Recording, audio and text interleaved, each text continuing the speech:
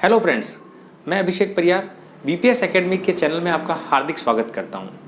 आज हम आपके एनटीटी का जो सेकंड पेपर है सोशियोलॉजी और गाइडेंस उसके ऊपर बात करेंगे।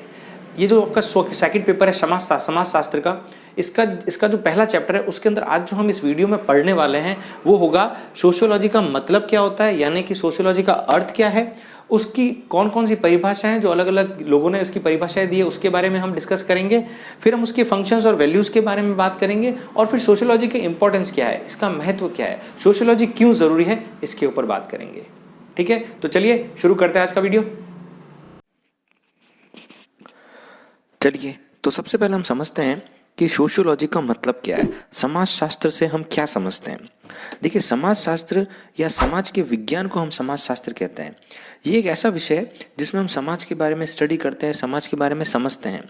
दूसरे साइंसेस के कंपैरिजन में, दूसरे विज्ञानों के कंपैरिजन में सोशियोलॉजी या समाजशास्त्र का जो विज्ञान है वो सबसे नया है। समाज का विज्ञान होने के नाते इस विषय की उत्पत्ति तभी से मानी जानी चाहिए जब से स्वयं समाज का निर्माण हुआ। तो जब से समाज बना है तभी से हम समाजशास्त्र को मानेंगे, क्योंकि समाज का विज्ञान तभी से है। समाजशास्त्र एक आधुनिक विज्ञान की वह शाखा है जिसमें मानव समाज के विभिन्न स्वरूपों को और प्रत्येक चरणों की विविध प्रतिक्रियाओं, संरचनाओं इत्यादि का अध्ययन किया जाता है।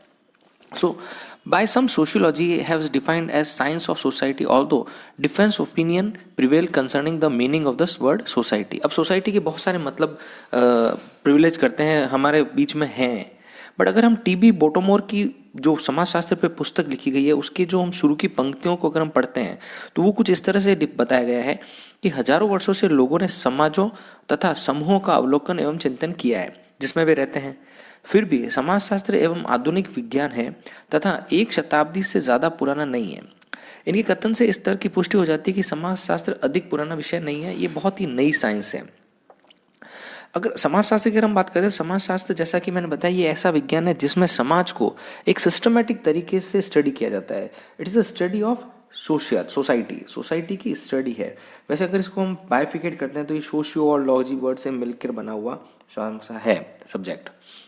अब अगर हम डेफिनेशंस की बात करते हैं तो इसमें बहुत सारी डेफिनेशंस प्रिविलेज करती है, बट कुछ वैज्ञानिकों की डेफिनेशन को हम ज़्यादा अहमियत देते हैं। जैसे कि वॉर्ड की एक डेफिनेशन है जिसमें उन्होंने कहा है कि समाजशास्त्र समाज का विज्ञान है, यानी कि sociology is a science of society, simple.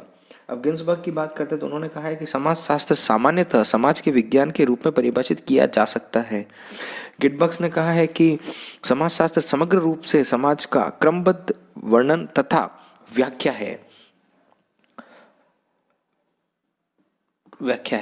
तो अब हम इसको अगर समराइज करते हैं तो सोशियोलॉजी एक नई सब्जेक्ट है, एक नई साइंस है और ये सोसाइटी की साइंस है। इसमें हम सोशल होने के it is a scientific study of social relationship और एक्टिविटीज़। जो समाज में हम एक दूसरे से संबंध स्थापित करते हैं उसके बीच में क्या रिलेशनशिप है, वो कैसे होनी चाहिए और समाज में हम क्या क्या गतिविधियां करते हैं उसके बारे में स्टडी किया जाता है। ये इट इज़ अ स्टडी, ये एक स्टडी है सोशल लाइफ की, हमारे एक्शंस की, हमारे व्यवहार की और हमारे एक दूसरे के प्रति इंटरेक्शन की। हम एक दूसरे के साथ कैसे व्यवहार करते हैं, कैसे बात करते हैं, कैसे इंटरेक्ट करते हैं। अब वैसे सोशियोलॉजी सोशल साइंस, ये वैसे भी सोशल साइंस है which makes a scientific study of man relation in society, there form, kind and interaction. ये एक ऐसी सोशल साइंस है जिसमें एक साइंटिफिक स्टडी होती है जिसमें एक मनुष्य का सोसाइटी के साथ जो संबंध होता है उसकी स्टडी की जाती है। वो किस तरह से संबंध बनाता है, कितने तरह के संबंध बना सकता है, वो एक मनुष्य समाज के साथ किस तरह से इंटरेक्ट करता है, ये सारी चीज़ें हम बेसिकली सोशियोलॉजी में समझते हैं।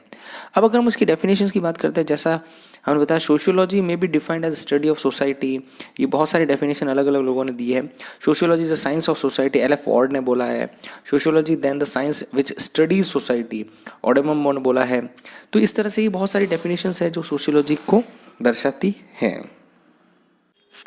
अब अगर हम सोशियोलॉजी के फंक्शंस और वैल्यूज़ की बात करते हैं तो ये जो आपको स्क्रीन पे दिख रहा है ये कुछ फंक्शंस होते हैं सोशियोलॉजी के, जिसमें पहला फंक्शन हम कह सकते हैं टेक्निकल फंक्शन।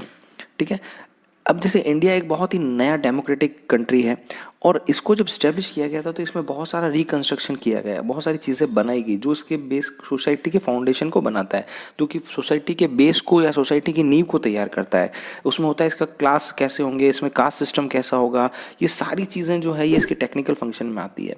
इसी तरह से इसके कुछ इंट्रोडक्टरी फंक्शन होते हैं जिसमें सब इन्फॉर्मेशन का जो फ्लो होता है सोसाइटी के अंदर वो किस तरह से होगा, किस तरह से जो इन्फॉर्मेशन होगी, जो ज्ञान होगा वो किस तरह से फ्लो करेगा, किस तरह से हम किस लॉ एंड ऑर्डर किस तरह से मैनेज होगा, ये सारा इसका इंट्रोडक्टरी फंक्शन में आता है। फिर हम बात करते हैं इसके इन्फॉर्मेशन फंक्शन की। तो ये बेसिकली कंट्री की प्रोग्रेस से जो प्रैक्टिकल प्रॉब्लम्स आती हैं, जो कंट्री की प्रॉब्लम, जो हम problem day to day routine life में फेस करेंगे, जैसे अनएम्प्लॉयमेंट है, पॉवर्टी है, प्रोस्टिट्यूशन है, क्राइम है, सोशल डिसऑर्गेनाइजेशंस है, फूड खाने की कमी है, इन सब का एक अच्छा बैकग्राउंड कैसे हो सकता है, कैसे हम सोसाइटी के अंदर से ये सारी प्रॉब्लम्स को सॉल्व कर सकते हैं, इसके ऊपर स्टडी की जाती है। फिर इसके कुछ टॉलरेटिव फंक्शंस हैं।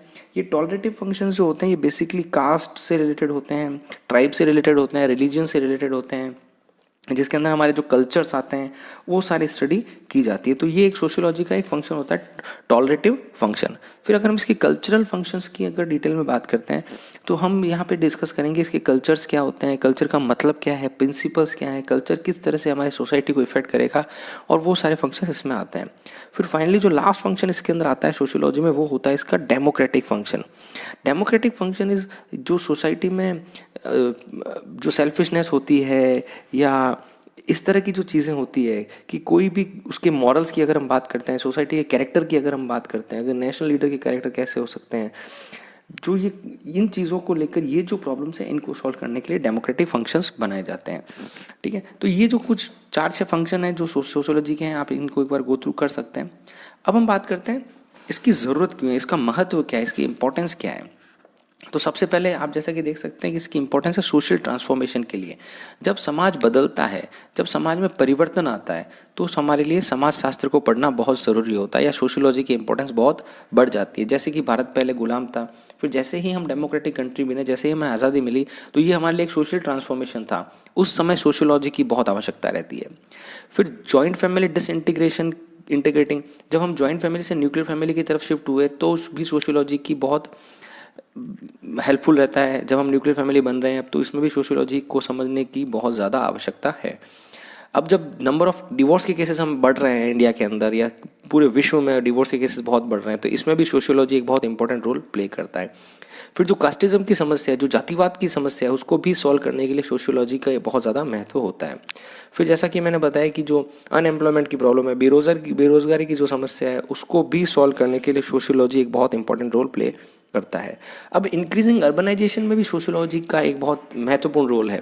इंक्रीजिंग अर्बनाइजेशन का ये है कि जो गांवों का नगरीकरण हो रहा है, जो गांव नगर में परिवर्तित हो रहे हैं, जो नगर की जो परिधि है वो बढ़ रही है और गांवों को खा रही है, इसकी वजह से जो समस्याएं उत्पन्न होती है वो भी सोशियोलॉजी में कवर होती हैं। फिर उसके बाद जुवेनाइल डिस्क्रिमिनेशन है, इसके अंदर हम ये कह सकते हैं कि बाल अपराध जो होते हैं वो भी सोशियोलॉजी के बहुत बड़ा पार्ट है। और लास्ट हम इसको समराइज ऐसे कर सकते हैं कि public is not happy and satisfied. जो समाज के लोग हैं, जो जनता है, वो खुश नहीं है और संतुष्ट नहीं है। तो ये भी जो समस्या है ये भी सोशियोलॉजी का ही सब्जेक्ट है। तो इन सारी समस्याओं को यहाँ सब ये सारे जो एरियाज मैंने भी आपसे डिस्कस किए, इन सब जगह सॉल्व करने के लिए सोशियोलॉजी की बहुत इंपॉर्टेंस है। दोस्तों, आई होप इस वीडियो में बताई गई जानकारी आपके लिए लाभदायक रही होगी और आपको इस चैप्टर के बारे में, सोशियोलॉजी के बारे में बहुत कुछ समझ में आया होगा। अगर आप इस चैप्टर से संबंधित और इन्फॉर्मेशन चाहते हैं, आपकी कोई क्वेरी या कोई क्वेश्चन हो, तो आप वीडियो के नीचे कमेंट बॉक्स में अपना क्वेश्चन लिख के डाल सकते हैं। मैं आपके क्वेश्चन का जवाब देने की कोशिश करूंगा। आप हमारे ऑफिस भी विजिट कर सकते हैं, हमारे सेंटर में विजिट कर सकते हैं। हमारे जो स्टूडेंट हैं वहाँ पर मेरे से आप मिल सकते हैं और मैं आपके चैप्टर्स के रिलेटेड क्वेरीज को सॉल्व कर सकता हूँ। Thank you for watching this video. अगर आपको वीडियो सच में बहुत पसंद आया हो तो ऊपर सब्सक्राइब बटन पर ज़रूर क्लिक करें और हमारे चैनल को सब्सक्राइब कीजिए। Thank you.